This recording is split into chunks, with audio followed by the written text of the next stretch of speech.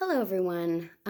Today's FAQ video is going to be a little less of a addressing a frequently asked question, but more of addressing a common misunderstanding that we've seen crop up in the reader community, in comments on Instagram, and Facebook, etc.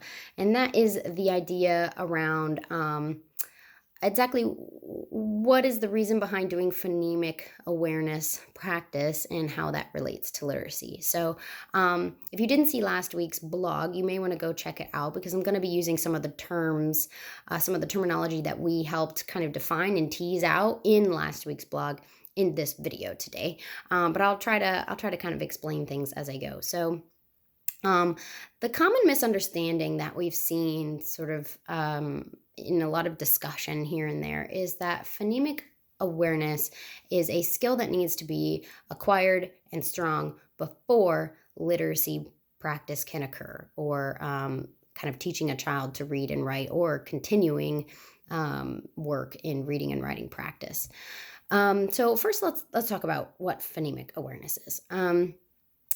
Phonemic awareness is a sub-skill of the umbrella skill of phonological processing. So we tend to use the term phonological processing more often than phonemic awareness because it encompasses more than just phonemic awareness does. So phonological processing is this kind of overarching cognitive skill that's critical to language development.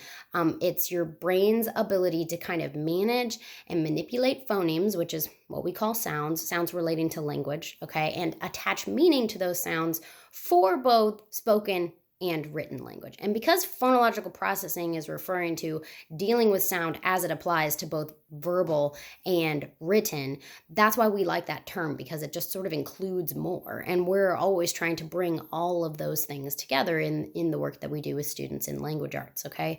You won't often hear us use the term phonemic awareness because we include lots of phonemic awareness work in the phonological processing work that we are building into all of our materials at Rooted in Language. But phonemic awareness specifically refers to the ability to track and manipulate phonemes, okay, sounds in spoken words. So it's specific to the spoken language system, and it sort of teases out that skill as is separate from working with text, okay, working within the written system.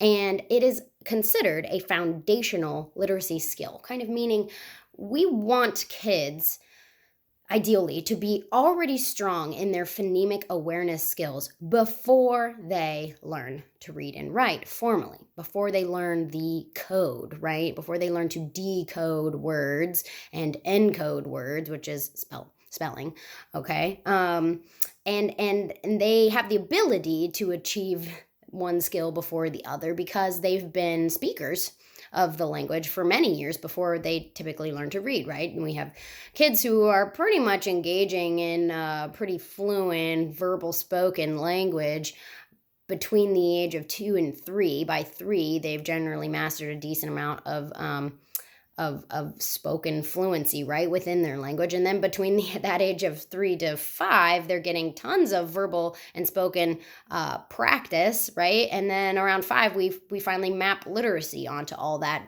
verbal language skill that they've developed, okay? So in that 3 to 5 years, ideally, what you would want is a lot of phonemic awareness foundational buildup that is kind of paving the way for the day that they begin to formally learn to read and write, okay? So when we say track and manipulate sounds, that's the kind of thing like a phonemic awareness activity might be something like rhyming. You know, I'm listening to a word. I don't yet know how to spell it or what it would look like in text, right? But I could hear a word like cat and know that I can create rhymes with the word cat by switching out that first sound, okay? So I can, little kids might be like cat, mat, sat, bat, pat, rat. If they can do something like that, that's a phonemic awareness skill, even though they might not know how to read or spell any of those words yet, right? A phonemic awareness skill would be if I said, can you take the word cat and, what sound changed when I take the word cat and I have turned it into the word cot? Which sound did I change? And they could say, ah, became ah. If they can do something like that, that's phonemic awareness. Or even just the ability to segment the sounds they hear in a word. When you hear the word cat, what are the sounds in that word? Can they go k, at? I can do that before I've even learned anything about reading or writing. Okay, that's phonemic awareness. So it's this ability to manipulate, process, hear the difference in sounds, how those sounds make up a word, how many chunks are in the word chapter. Can they say chapter, two? They can hear those syllables, those kinds of things. That's phonemic awareness, okay? Ideally, we want kids to have strong phonemic awareness skills before they learn to read and write, yes. But that's where the misconception is occurring, because what I've seen people advising online or saying online is that if you come across a child and you discover that their phonemic awareness skills are weak, say you have an 11-year-old child who is needing some literacy help, and you've determined that their phonemic awareness, this phonological processing underlying skill, is weak. They struggle to hear the difference between I and or they have a problem even just listening to a word, knowing how many sounds are in that word. Okay, those are kind of phonemic awareness type things. Those skills are weak. Do we stop all literacy work because we first have to get phonemic awareness skills strengthened so that we can then continue literacy work? And the answer is no. The problem with that is it's assuming that phonemic awareness to literacy is a linear path. You cannot, engage in literacy until phonemic awareness is strong. And the problem is, for the struggling learner, you might never achieve strong phonemic awareness skills. It's this underlying skill. It tends to be kind of an inherent skill, meaning the way your neural pathways are structured are either efficiently using sound information in the left hemisphere of your brain or not so much. And while we can reorder those neural pathways with really good processing work and good strategies and therapy and stuff, we can improve those skills. You can improve phonemic awareness for sure in students who have weak phonemic awareness. They may just never become really very strong, right? And so now what's happening is, if you're looking for some sort of a threshold, some sort of mastery level in phonemic awareness before you move on in literacy, you may be waiting an awfully long time. Too long for the student who really needs to be building their literacy skills to build into their other academic skills. You can't have a 10-year-old who's never learned to read and write because you've been waiting for their phonemic awareness skills to reach some level of mastery. That is a disservice to the child. And I see this kind of advice being given all the time. Conversely, it's possibly happening more often with younger students where you notice there's a phonemic awareness weakness. They're in that kind of maybe 5 to 7 range. They haven't yet been formally taught to read. And you're like, well, first let's do a bunch of phonemic awareness work before we teach them to read. And maybe because those skills are weak, you've now spent years on phonemic awareness, and now they're kind of passing that ripe reading age of 5 and 6, and they're like 7, 8, and they still haven't been taught to read, and now they're very behind, particularly if they were inherently weak in phonemic awareness. Now you've lost a lot of kind of prime years of literacy work that you could have been doing, and now their reading is starting off. They're starting off older when they should already be a couple years into their literacy work. Okay, and we also don't want to halt literacy work to work on phonemic awareness skills, because that's not doing them a good service either, right? Halting literacy work after they've already been doing some literacy work really is just stopping the progress in skills that they really need to be working on, particularly if there's weakness.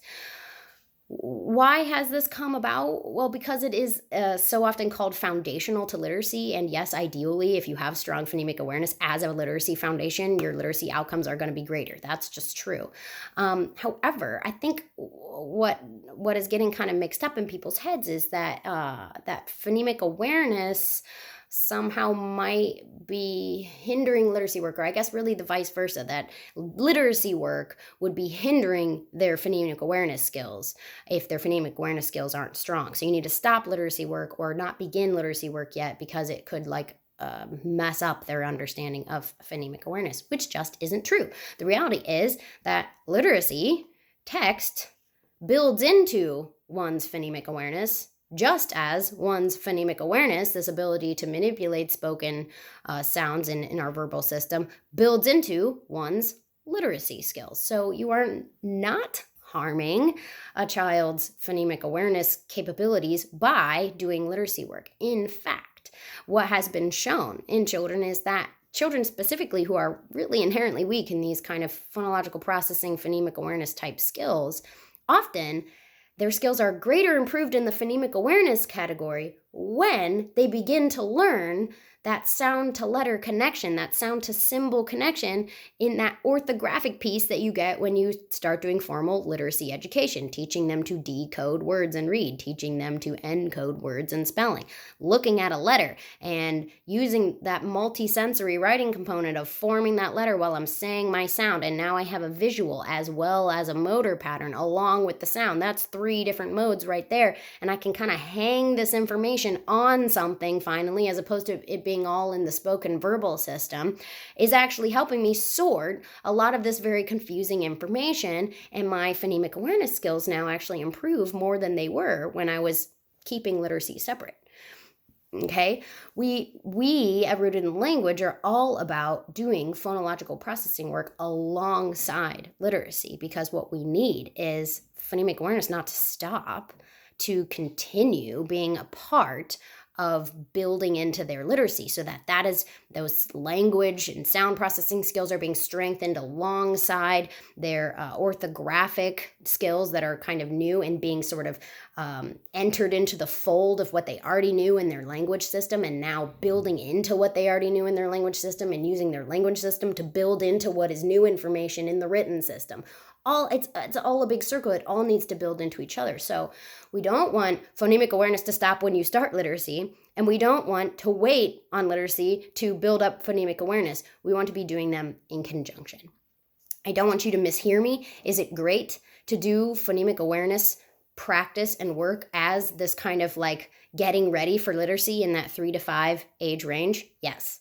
And if you have a student who's really struggles with phonemic awareness and has sort of weakness in those skills, and you're noticing that in that 3 to 5 range, should you then be like, well, too bad, now it's time to learn to start to read, I'm going to stop the phonemic awareness and only do literacy? No, you continue the phonemic awareness and map it onto literacy, right?